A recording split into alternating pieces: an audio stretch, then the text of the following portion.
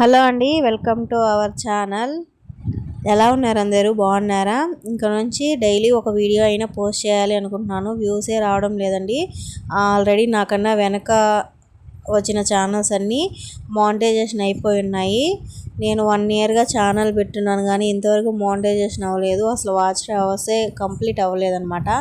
1 ఇయర్లో ఫస్ట్ స్టెప్లో 3000 watch time hours complete అవ్వాలి. సెకండ్ స్టెప్లో 4000 వాచ్ టైమ్ అవర్స్ కంప్లీట్ అవ్వాలి. అప్పుడే మానిటైజేషన్ అనేది కంప్లీట్ అవుతుంది. అది కూడా వాచ్ టైమ్ అవర్స్ కంప్లీట్ అయిన తర్వాత మానిటైజేషన్ అవుతుంది అనేది నమ్మకం లేదు. అసలు మనం ఎంత బాగా వీడియోలు తీసినా, ఓన్ వీడియోలు తీసినా రీయూజ్డ్ అని వస్తుందంట. అది ఎలా వస్తుంది, ఏ రూపంలో వస్తుందో కూడా తెలియదు. అసలు నేను నా ఓన్ వీడియోసే కదా అని చాలామంది వేరే ఒక వీడియోస్ కూడా చేస్తున్నారని నేను కూడా చేస్తున్నాను షార్ట్లు. అవన్నీ ఇప్పుడు డిలీట్ చేసేయాలి. అవి కూడా తీయకూడదంట. మానిటైజేషన్ అయ్యేదాకా ఓన్ వీడియోలే పెట్టాలంట. నేను అంత కష్టపడి పెడుతున్న వ్యూస్ ఏం రావడం లేదు.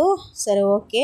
ఈ శారీ శ్రీలీల శారీ ఫేమస్ అయింది కదా, శ్రీలీల శారీ అని. అయితే శ్రీలీల కట్టుకున్నప్పుడు శారీ కాస్ట్ ఎంత ఉందో నాకైతే తెలియదు. అరౌండ్ 600 పైనే ఉండొచ్చు. ఇంకా కొద్ది రోజులు అయిన తర్వాత ఏదైనా తగ్గిపోతుంది. అలాగే నారాయణ పట్టు శారీ ఉంది కదా, ఆ శారీ ఫస్ట్లో వచ్చి 1000+ కాస్ట్ అమ్మారు. మళ్ళీ కొంచెం తగ్గుతూ 700, 800, అసలు 800 కూడా కొన్న వాళ్ళు ఉన్నారు. కానీ నేను మాత్రం కొనుక్కోలేదు. ఎందుకంటే ఎందుకో కొనుక్కోవాలనిపించలేదు. కొన్ని రోజుల తర్వాత కాస్ట్ అయితే ఆన్లైన్లో చూస్తే 400 అలా ఉంది. 340, 350, 400, 450 అలా ఉంది. ఇంకా అప్పుడు తీసుకున్నాను. అంటే సేమ్ నారాయణ కొంచెం డిజైన్గా. అది ఆ రోజు నేను శ్రీరామనవమి రోజు కట్టుకున్న ఒక షార్ట్లో పెట్టాను కదా, అది అంతే అండి. ఏదైనా కూడా ఫస్ట్లో ఫేమస్గా ఉన్నప్పుడు శారీ కాస్ట్ ఎక్కువగా ఉంటుంది, మళ్ళీ తగ్గిపోతాయి అన్నమాట. అయితే మ్యాటర్ ఇప్పుడు ఈ శారీ వచ్చి మా చెల్లి తీసుకునింది. మీషోలోనే తీసుకుందంట.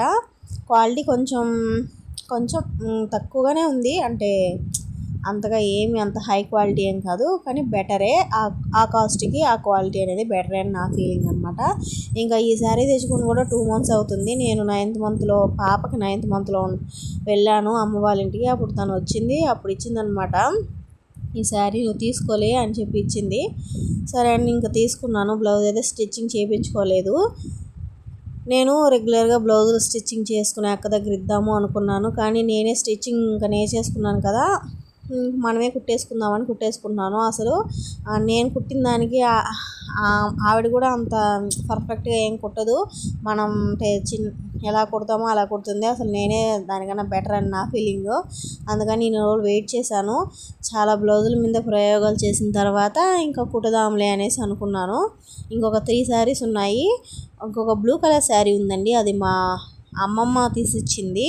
11 months అవుతుంది దాన్ని తెచ్చుకొని, ఇంకా కుట్టుకోలేదు. ఈ బ్లౌజ్ స్టిచ్చింగ్ అయిపోయిన తర్వాత అది కట్ చేసి కుట్టాలి.